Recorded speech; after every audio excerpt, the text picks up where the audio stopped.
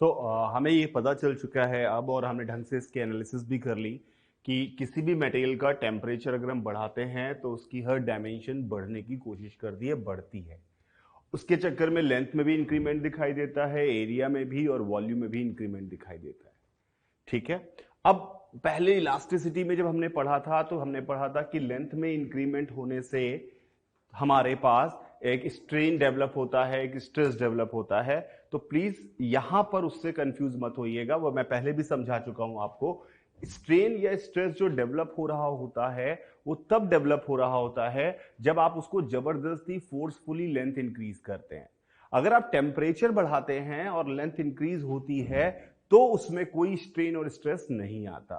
What I mean to से you कि अगर एक रॉड है यहां पर ऐसे रखी हुई है और आपने इसको हीट दी और उसका टेम्परेचर बढ़ा तो उसकी लंबाई बढ़ी, लंबाई उसकी बढ़ी, यानी कि पहले जो लंबाई थी उससे थोड़ी ज्यादा हो गई। तो पहले एल लंबाई थी अगर उसकी, तो अब उसकी लंबाई एल प्लस डेल्टा एल हो गई। आपको पता है डेल्टा एल की वैल्यू क्या होती है, L alpha delta T. But लंबाई बढ़ी है पर इस केस में स्ट्रेन जीरो आया है। स्ट्रेन तब आता है जब आप जबरदस्ती उसकी लंबाई को बदलते हैं। यहां पे वो खुद ही अपना टेम्परेचर के कारण लंबाई बदलना चाहता था तो स्ट्रेन नहीं आया है एंड स्ट्रेस भी जीरो आया है। स्ट्रेन भी जीरो आया है और स्ट्रेस भी जीरो आया है, ये बात याद रखिएगा। अब आपने कहा अच्छा इसका मतलब स्ट्रेन और स्ट्रेस इस लंबाई बढ़ने से नहीं, फोर्सफुली लंबाई बढ़ाने से होता है। इसीलिए इसको जनरली बोला जाता है इंजीनियरिंग स्ट्रेन या इंजीनियरिंग स्ट्रेस, क्योंकि इससे आपको क्लियर हो जाए कि यह कैसे आ रहा है। लेकिन अगर मान लो ऐसा होता कि आपने यहां पर इसको फिक्स कर दिया होता, इसको फिक्स कर दिया होता और आप कहते कि भाई अब हमने इसको बढ़ने नहीं देना है, और अब अगर आप उसका टेम्परेचर बढ़ा रहे होते, तो अगर अब आप उसका टेम्परेचर बढ़ा रहे होते, इन दैट केस उसकी लंबाई बढ़ना चाहती पर बढ़ नहीं पाती, बिकॉज आपने यहां पर सपोर्ट लगा रखे हैं जो लंबाई को बढ़ने नहीं दे रहा है। तो हम ये कहेंगे इस केस में कि यहां पर इन दीवारों ने जबरदस्ती इसको बढ़ने नहीं दिया। तो इन दीवारों ने जब इसको जबरदस्ती बढ़ने नहीं दिया तो डेफिनेटली यहां पर स्ट्रेन डेवलप हुआ होगा। तो इस सवाल को हम ऐसे सोच सकते हैं कि एक्चुअली ये असली लंबाई ये थी और इन दीवारों ने इसको दबा के ये लंबाई बना दी है। असली लंबाई ये थी, दीवारों ने बनाकर ये लंबाई बना दी है, और इस कारण इसमें स्ट्रेन और स्ट्रेस आएगा। मतलब मैं इसको अलग अलग बात करता हूं, इसमें स्ट्रेन नहीं आया है। यहां वाले केस में जब हमने इसको हीट किया, हीट दी, टेम्परेचर बढ़ा, तो इसमें स्ट्रेन भी आया नॉन जीरो और स्ट्रेस भी आया non zero.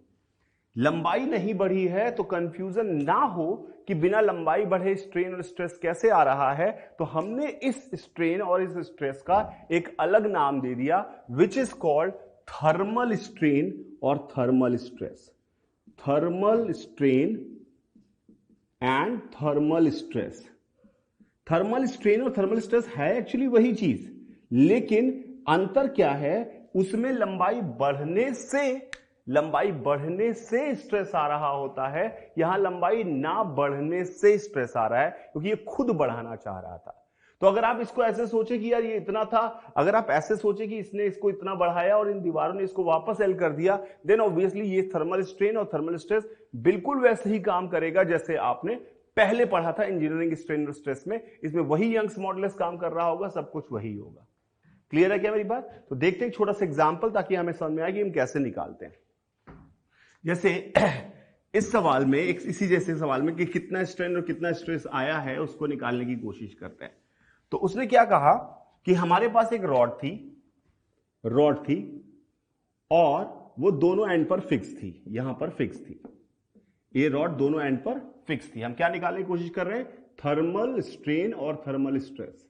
Thermal strain and stress ये निकालने की कोशिश कर रहे हैं। तो अब इस रॉड की लंबाई यहां पर थी, we increase its temperature by delta T. We increase temperature by delta T. हमने इसका डेल्टा टी से टेम्परेचर इंक्रीज कराया। ठीक है, अब डेल्टा टी से इंक्रीज कराया, सवाल पूछा गया है find out the force by support.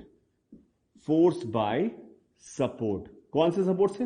Left से कि राइट से, दोनों से सेम ही होगा बिकॉज रॉड कहीं मूव नहीं कर रही। तो सपोर्ट का फोर्स कितना लग रहा है, ये वाली दीवार इस पर कितना फोर्स लगा रही है, ये हमें पता लगाना है। क्या क्या दिया हुआ है हमें, एल दिया हुआ है इस रॉड का, अल्फा दिया हुआ है, यंग्स मॉडुलस दिया हुआ है, एरिया दिया हुआ है और डेल्टा टी दिया हुआ है। ये सब हमें दिया हुआ है कितना टेम्परेचर बढ़ाया।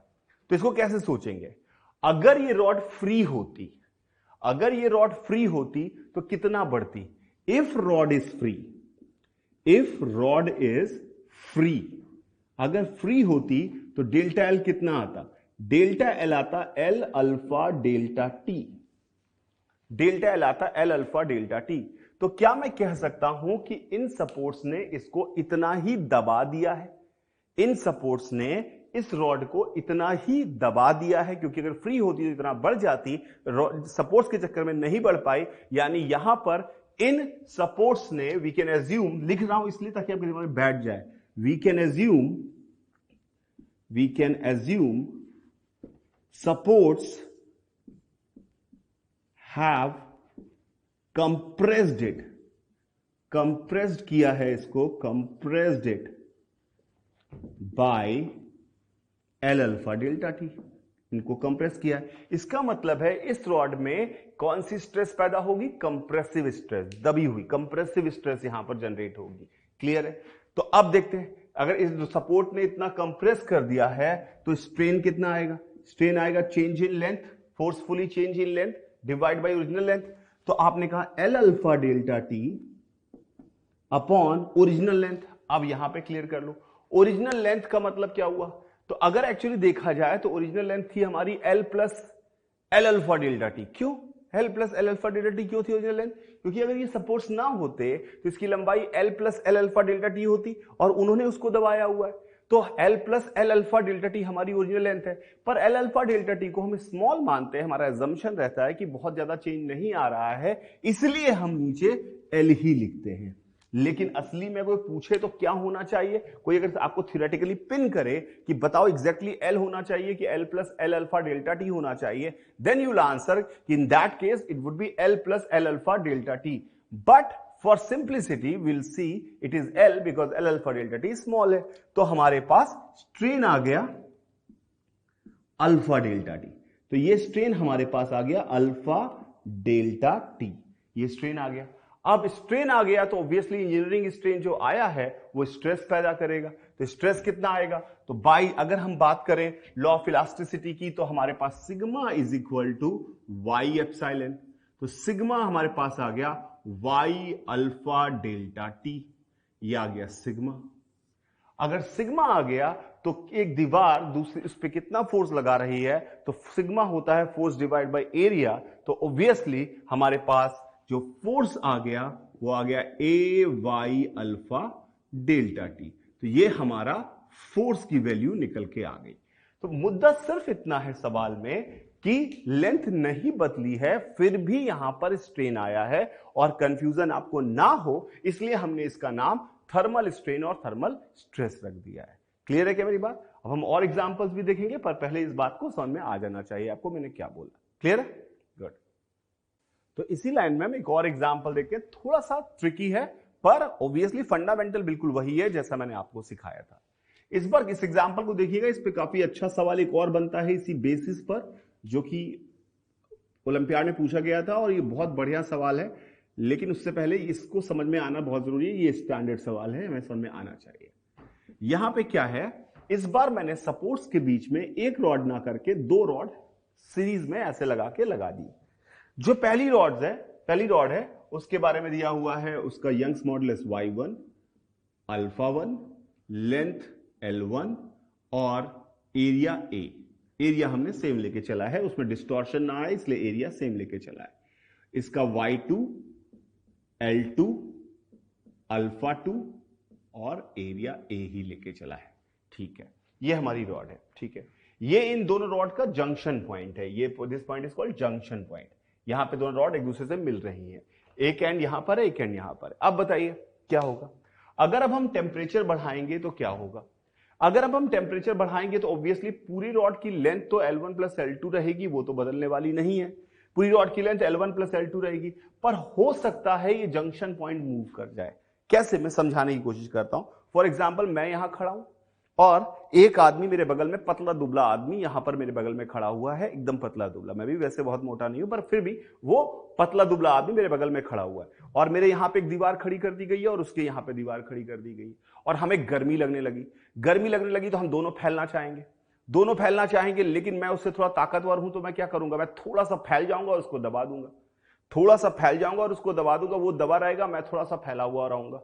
तो इसका मतलब यह है कि इधर से तो मैं दीवार को धक्का नहीं दे सकता, पर इधर थोड़ा कमजोर आदमी पड़ा तो इसको धक्का दे सकता हूं ना, तो ये थोड़ा सा दब जाएगा। तो हुआ क्या होगा कि दोनों रॉड एक्चुअली बढ़ना चाहती हैं लंबाई, लेकिन एक रॉड थोड़ा बढ़ जाएगी और एक रॉड थोड़ा दब जाएगी और जंक्शन पॉइंट मूव करेगा। तो इसमें पूछ रहा है सिर्फ कि if we increase temperature by delta T, what is the displacement of junction point? Displacement of junction point. Junction point का डिस्प्लेसमेंट कितना है? पॉइंट, ध्यान से देखिएगा, जंक्शन पॉइंट का डिस्प्लेसमेंट कितना, यानी ये कितना इधर मूव किया, ये हमें पता लगाना है, इधर या इधर, डिपेंडिंग कौन कमजोर है, क्योंकि y1 y2 देख के थोड़ी बता पाओगे।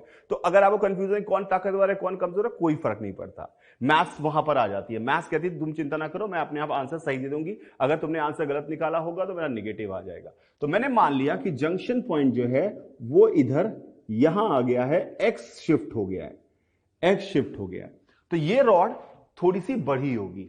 अच्छा, एक और बात है, पूरे सिस्टम में सबसे इंपॉर्टेंट पंच लाइन क्या है, पूरे सिस्टम की अगर हम बात की जाए तो पूरे सिस्टम पे नेट फोर्स 0 होना चाहिए, पूरे सिस्टम पे नेट फोर्स 0 होना चाहिए। इसका मतलब है जो यहां से फोर्स आ रहा है वही यहां से फोर्स होना चाहिए और जो यहां से फोर्स आ रहा है वो यहां से होना चाहिए। इसका मतलब है हर जगह स्ट्रेस सेम रहेगी, हर जगह फोर्स सेम रहेगा, स्ट्रेस क्योंकि एरिया बोल दिया मैंने, पर हर जगह फोर्स सेम रहेगा। अगर एरिया अलग भी हो तब भी अपन क्या कहेंगे, हर जगह फोर्स सेम रहेगा, यहां पे फोर्स, यहां पे फोर्स, यहां पे फोर्स। क्योंकि भाई अगर मैं इसका फ्री बॉडी डायग्राम बनाऊं तो जितना इधर से आ रहा होगा उतना इधर से आ रहा होगा, तो इसका बनाऊं तो इतना इधर से उतना इधर से, इसका बनाऊं तो जितना इधर से उतना उधर से, इसका मतलब है हर जगह फोर्स सेम रहेगा।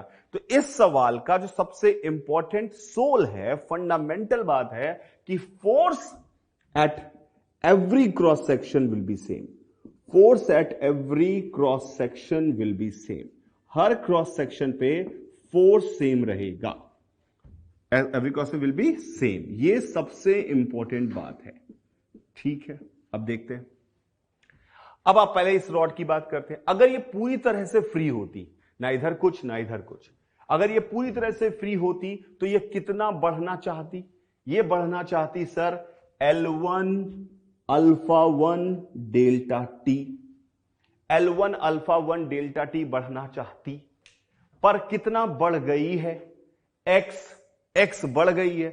इसका मतलब है अगर मान लो ये अगर फ्री होती तो इसकी लंबाई हो जाती L plus L alpha delta T, और अगर यहां इस केस में इसकी लंबाई है L प्लस x, इसका मतलब है कि इन सपोर्ट्स ने इसको थोड़ा दबाया है, पूरा L अल्फा डेल्टा टी नहीं दबाया कि L के बराबर कर दिया, L प्लस एक्स है इसकी लंबाई, इसका मतलब इसको कितना दबाया है, सोच के बोलो। अगर ये बिल्कुल ना बढ़ पाती तो पूरा L अल्फा डेल्टा टी दबाते, पर थोड़ी सी तो बढ़ गई है, x यहां पर बढ़ गई है, यानी कि इतना एक्स्ट्रा दबाया है, यानी कि दीवारों ने इसको इतना दबाया है। ये कितनी लंबाई हुई, ये बड़ी वाली लंबाई माइनस ये लंबाई के बराबर हुई। तो इसका मतलब है यहां पर इस जगह पर माइनस एक्स इसमें चेंज इन लेंथ आया है, L1 alpha 1 delta T minus x इसमें चेंज इन लेंथ आया है। तो इसका स्ट्रेन कितना होगा, डिवाइड बाई L1, इसमें स्ट्रेस कितना होगा इनटू Y1, इसका फोर्स कितना जनरेट होगा, इंटरनल फोर्स इनटू A। तो ये इसका फोर्स जनरेट हुआ है। अब इसकी देखते हैं, अगर ये रॉड की अगर हम बात करें तो ये रॉड जो हमारे पास है ये अगर फ्री होती तो कितना बढ़ना चाहती, ये बढ़ना चाहती L2 अल्फा 2 डेल्टा टी, पर असली में क्या हुआ है, असली में ये x दब गई है। इसका मतलब है इन सपोर्ट के चक्कर में जितना होना चाहिए था उतना क्या नॉर्मल से भी कम हो गई है। इसका मतलब है उन्होंने यहां से नॉर्मल से और कम दबाया है इसको। इसका मतलब इतना ज्यादा दबा दिया है इसको। तो इसने कितना दबा दिया इसको? L2 alpha 2 delta T plus x दबा दिया, इतना दबा दिया। तो divide by L2 strain into Y2 stress into area force, ये इसका फोर्स आ गया। और हमारे सर ने क्या कहा कि force at every cross section भाई साहब बराबर रहेगा, यानी ये दोनों नंबर बराबर है। जैसे ये दोनों नंबर बराबर हैं, you got one equation and one unknown. You got one equation and one unknown, यानी एक्स सिर्फ आपका अननोन है, बाकी सब तो आपको पता है। चेक करिए, एक्स आपका अननोन है, बाकी सब आपको पता है। तो I hope you can find out the value of x. Try करें।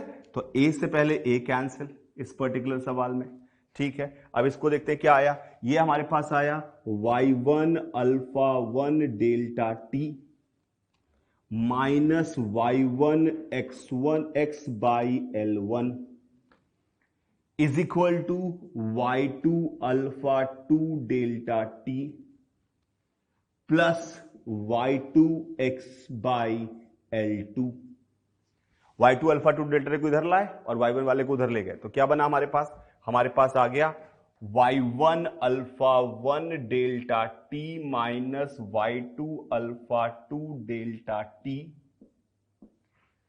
Is equal to y1 by L1 plus y2 by L2 into X. तो I hope we got the value of X. अब आपको दिख भी गया। एक और बात, हमने अगर मान लो इसको ताकतवर मांगा था, अगर y1 अल्फा 1 बड़ा होता तो हमारा x पॉजिटिव आ रहा होता, यानी अगर ये सच में ताकतवर होती तो ताकत कैसे कंपेयर करेंगे? अब ये भी सवाल आ सकता है कि उसके लिए मेहनत नहीं करनी पड़ेगी। कोई पूछेगा बताओ किधर, कभी दे देगा डेटा, बोलेगा बताओ जंक्शन पॉइंट किधर शिफ्ट होगा, तो आपको सिर्फ ये देखना है कि किसका y इंटू अल्फा ज्यादा है। जिसका y इंटू अल्फा ज्यादा है उधर शिफ्ट होगा। अगर y1 अल्फा 1 ज्यादा है तो पॉजिटिव आ जाएगा, और अगर y2 अल्फा 2 ज्यादा है तो नेगेटिव आ जाएगा। यानी स्ट्रेंथ कंपैरिजन कैसे करेंगे कि कौन ज्यादा दबा देगा, उसके लिए आपको y इंटू अल्फा कंपेयर करना है। जिसका y इंटू अल्फा ज्यादा होगा वही दबाएगा। एज्यूमिंग एरिया सेम था, हमारा एरिया कट गया था, एज्यूमिंग एरिया सेम था, तो y1 अल्फा 1 और y2 अल्फा 2 का कंपैरिजन हमें बताएगा कि ये रॉड किधर की तरफ शिफ्ट होगी। क्लियर है क्या मेरी बात? पक्का? और बात करते हैं इसके बारे में, पर इसको समझ लीजिए। If we talk about the uses of thermal expansion in daily life, हम कहां पर देख पाते हैं थर्मल एक्सपेंशन को, तो बहुत सारी ऐसी जगह मिलेंगी। फॉर एग्जाम्पल जो अगर आप बात करें, जब डिजाइन करते हैं ट्रैक, रेलवे ट्रैक डिजाइन कर रहे होते हैं, तो we keep putting some gap between two rails. दो रेल्स के बीच में हम थोड़ा सा गैप रखते हैं, यानी एक ही लाइन में जो दो रेल्स लग रही हैं उनके बीच में हम थोड़ा गैप रखते हैं। क्यों गैप रखते हैं?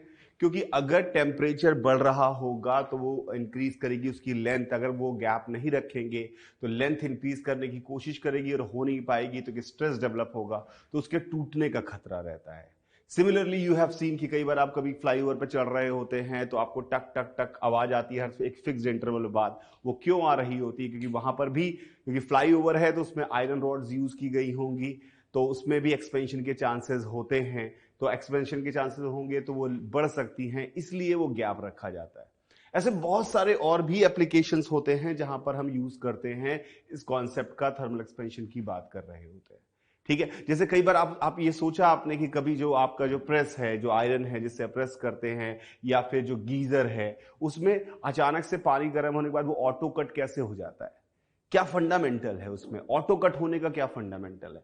तो जो ऑटो कट होता है वो भी थर्मल एक्सपेंशन का ही एक एक्सपेरिमेंट है, थर्मल एक्सपेंशन का ही एक्सटेंशन है, जिसके बेसिस पे वो बनाया जाता है। इस चीज की हम बात करने वाले हैं, क्योंकि एक्सपेंशन तो हमने पढ़ रखा है, स्ट्रेस हमने पढ़ रखी है। अब ये चीज कैसे काम करती है कि ऑटो कट वाला सिस्टम, मतलब टेम्परेचर डिपेंडेंट ऑटो कट वाला सिस्टम कैसे प्रेस और गीजर में काम आता है, उसकी हम बात करते हैं। वो क्या मैकेनिज्म होता है? तो उसमें बेटा यूज करते हैं हम बाई मेटेलिक स्ट्रिप। जैसा मैंने यहां लिखा हुआ है, we are going to use bimetallic strip. क्या होता है bimetallic strip? Bimetallic strip ये है कि दो मेटल स्ट्रिप्स जो हमारे पास हैं, दो मेटल स्ट्रिप्स दे रखी है, इनकी कुछ थिकनेस है, let's say that both have the same thickness T and T.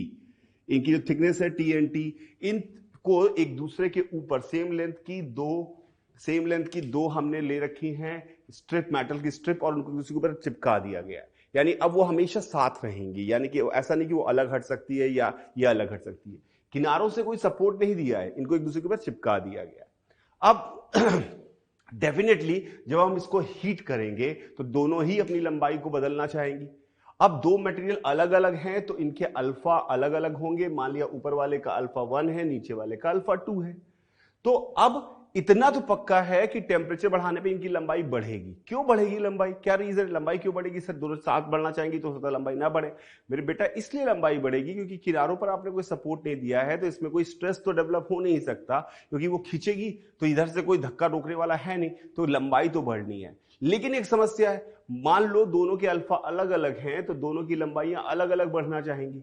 अलग अलग बढ़ना चाहेंगी तो फिर कैसे होगा, कैसे सेट होगा? तो नेचर ने बहुत दिमाग लगाया, उन्होंने कहा कि भाई आपको ये पता है कि अगर आप सर्कुलर आर्क खींचे कंसेंट्रिक सर्कल की आर्क बनाए, तो ऑब्वियसली जो छोटी आर्क होती है उसकी लेंथ कम और बड़ी आर्क जो है उसकी लेंथ ज्यादा, भले ही एंगल सेम सबटेंड कर रहे हैं क्योंकि ऊपर वाले की रेडियस ज्यादा है। तो इसका मतलब है कि लंबाई एक ही से चिपके हुए दो चीजों की लंबाई अलग अलग हो सकती है अगर उनको बेंड कर दिया जाए। अगर इसको बेंड कर देंगे किसी चीज को तो ऊपर वाले पार्ट की लंबाई ज्यादा और नीचे वाले पार्ट की लंबाई कम होगी। तो नेचर इसको अपने आप एडजस्ट कर लेती है। जैसे ही हम किसी बायोमेटलिक स्ट्रिप को हीट करते हैं, जैसे ही उसका टेम्परेचर बढ़ाने की कोशिश करते हैं, तो उसकी लंबाई ऐसे बदलती है कि वो अपना शेप बेंड कर लेती है, और शेप बेंड करने से एक की लंबाई ज्यादा और एक की कम होगी, depending upon alpha 1 and alpha 2 उनका शेप आता है। फॉर एग्जाम्पल अल्फा 1 ज्यादा है, अल्फा 2 कम है, तो the new length will be by the formula होनी चाहिए L1 L0 1 plus alpha 1 delta T, और L2 होनी चाहिए L0 1 plus alpha 2 delta T. अब L1 ज्यादा है, L2 कम है, क्योंकि L1 अल्फा 1 ज्यादा है, तो L1 ज्यादा है, L2 कम है, तो ये इस तरह का शेप बना लेती है, इस तरह का शेप बनाती है। यानी इसमें क्या हुआ, नीली वाली लंबाई जो है वो ज्यादा और काली वाली कम हो गई, तो ये इसकी रेडियस छोटी, इसकी रेडियस बड़ी है, तो ये लंबाई इस तरह की बनाती है। अगर मान लो ऐसा होता कि अल्फा 2 बड़ा होता तो ये ब्लैक वाली स्ट्रिप ज्यादा बड़ी होनी चाहती, तो वो ऐसा शेप बना लेती। तो on the basis of alpha they can ask you कि बताओ ये किधर की तरफ मुड़ेगी, तो आपको समझ में आ गया, अगर ऊपर वाले का अल्फा ज्यादा है तो यू मुड़ेगी, नीचे वाले का अल्फा ज्यादा है तो यू मुड़ेगी। तो टेम्परेचर बढ़ाने पे क्या इफेक्ट होगा ये आप देख लिया आपने। अब बात आई कि क्या कितना एंगल, वैसे मैं ये नहीं गारंटी दे सकता हूं कि ये सर्कल होगी, पर छोटा सा जब भी कर्व होता है, हल्का सा कर्व है, यू ऐसी कोई चीज है कर्व, तो हम उसे एक बड़े सर्कल का पार्ट मान सकते हैं, इसलिए हम इसको सर्कुलर एज्यूम करते हैं for the simplification. Circular assume करते हैं, बेंट में गारंटी नहीं है कि वो सर्कुलर शेप होगा, लेकिन हम सर्कुलर एज्यूम करते हैं ताकि हमारी कैलकुलेशन आसान हो जाए। अब क्या हुआ, अगर हम देखें तो ब्लू वाली को अपन मान सकते हैं कि इसका मिडिल लाइन, क्योंकि इसकी भी हर लाइन अलग अलग एक्सटेंड हुई होगी, इसकी मिडिल लाइन जो है वो हमारे पास जो है, अगर मैंने सेंटर लाइन की रेडियस को r मान लिया तो इसकी मिडिल लाइन की रेडियस हो गई r plus T by to, क्योंकि टी थिकनेस थी, और छोटे वाले की, यहां वाले की, इसकी हो गई r minus T by to. तो r minus T by two और r plus T by to. हम ऑब्वियसली पूरी रॉड में हर लेयर की भी लेंथ अलग अलग हुई होगी, क्योंकि जब कर्व हुआ है तो हम उसका एवरेज एक्सपेंशन मान लेते हैं बीच वाली लाइन का, इसलिए हमने माना कि ऊपर वाला मान सकते हैं r plus T by two का आर्क है और नीचे वाला मान सकते हैं r minus T by two का आर्क है। तो by that logic we can say L1 की वैल्यू क्या हो जाएगी, L1 की वैल्यू हमारे पास आ जाएगी, L1 यानी ऊपर वाला r plus T by two into theta, और L2 की वैल्यू हमारे पास आ जाएगी r minus T by two into theta. अगर हम इन दोनों का डिवाइड करेंगे तो हमारे पास क्या है, L1 by L2 is equal to r plus T by two upon r minus T by two, और L1 बाई L2 की वैल्यू लिखेंगे तो L0 कैंसिल, तो हमारे पास क्या आ गया, it is equal to 1 plus alpha 1 delta T upon 1 plus alpha 2 delta T. तो we got an equation. Importantly ये बात बहुत इंपॉर्टेंट है कि इस इक्वेशन से एक ही अननोन है, रेडियस r, आप वो निकाल सकते हैं, बाकी सब तो दिया होगा, वो तो इंपॉर्टेंट है। लेकिन इंपॉर्टेंट ये है कि फॉर्मूला बना के याद करने की जरूरत नहीं है। पहली बात तो रेडियस जो भी निकल के आएगी वो लेंथ से इंडिपेंडेंट आ रही है, यानी अगर सेम ही मटेरियल की दो रॉड्स आपने ली और सेम टेम्परेचर इंक्रीज किया, चाहे वो इतनी बड़ी ली चाहे वो इतनी बड़ी ली, दोनों जो सर्कल बनाएंगी उनका रेडियस दोनों का सेम ही आएगा, क्योंकि रेडियस लेंथ से इंडिपेंडेंट आ रही है। ये बहुत इंपॉर्टेंट बात है। इस पे सवाल पूछ सकता है कि रेडियस कैसे आई। देखिए जेई के पेपर को अगर आप ध्यान से देखिए तो जेई के पेपर अब अच्छे अच्छे होते जा रहे हैं, तो ऑन दैट बेसिस आपकी बात समझ में आनी चाहिए कि रेडियस जो आ रही है हमारे पास, वो छोटी छोटी बातों पे ध्यान रखना है, छोटी छोटी बातों पे, क्योंकि छोटी छोटी बातों पे सवाल आजकल पूछे जा रहे हैं। तो रेडियस जो हमारे पास आ रही है वो डेफिनेटली लेंथ से इंडिपेंडेंट आ रही है, ये हमारे पास आंसर हो गया। सिमिलरली इसका भी सेम ही फॉर्मूला होगा रेडियस का, बस अल्फा 2 की जगह अल्फा 1, अल्फा 2 की जगह और अल्फा 1 की जगह अल्फा 2 आ जाएगा। अब बात है सर ये क्या ठीक है, ये बायोमेट्रिक स्ट्रिप है, पर आपने बताया था कि इट इज यूज्ड, आपने बताया था कि it is used in cut off जो करते हैं वो आपका करंट को कट ऑफ करते हैं टेम्परेचर डिपेंडेंट, उसके लिए किया जाता है। वो कैसे करते हैं तो उसको देखने की कोशिश करते हैं, उसको समझने की अपन कोशिश करते हैं कि वो हम यहां पे कैसे यूज कर रहे हैं। तो उसके लिए हमने क्या किया, फॉर एग्जाम्पल एक सर्किट, हम चाहते हैं कि जब भी एक टेम्परेचर रीच हो जाए हमारे प्रेस का या गीजर का, तो वो सर्किट अपने आप ऑटो कट हो जाए। सर्किट में करंट फ्लो करना बंद हो जाए तो ऑब्वियसली हीटर और गर्म नहीं होगा। तो हीटर गर्म क्यों करता है, क्योंकि हीटर में करंट जाती है तो वो हीट लॉस होता है। हीट लॉस रुकेगा कैसे, करंट रुक जाए। तो करंट कैसे रोके, तो हमने क्या किया, बेसिक आइडिया आपको देता हूं कि आपने एक यहां पर फ्रेम बनाया, ये फिक्स्ड, और इससे एक बायोमेट्रिक स्ट्रिप जोड़ दी। ये बायोमेट्रिक स्ट्रिप आपने इससे जोड़ दी, ठीक है। यहां वाला पार्ट को रिजिड रखा ताकि ये मूव ना कर पाए, उधर वाले को फ्री रखा, और इधर हमने एक बैटरी लगाई। बैटरी मतलब घर में जो सप्लाई आ रही है वो, और ये हमारे पास है हीटर जो हमारा पानी गर्म कर रहा है या प्रेस को गर्म कर रहा है, हीटर है। और यहां पर हमने इस जगह पर इसको इससे टच कराया, और हमारा यहां पर ये वाला जॉकी है जो कि इसमें वेल्डेड नहीं है, इसके ऊपर टच करके रखा हुआ है। अब यहां पर है करंट फ्लो कर रही है, हीटर गर्म हो रहा है, हीटर गर्म हो रहा है, साथ में ऑब्वियसली करंट इसमें भी जा रही है तो ये भी गर्म हो रहा होगा।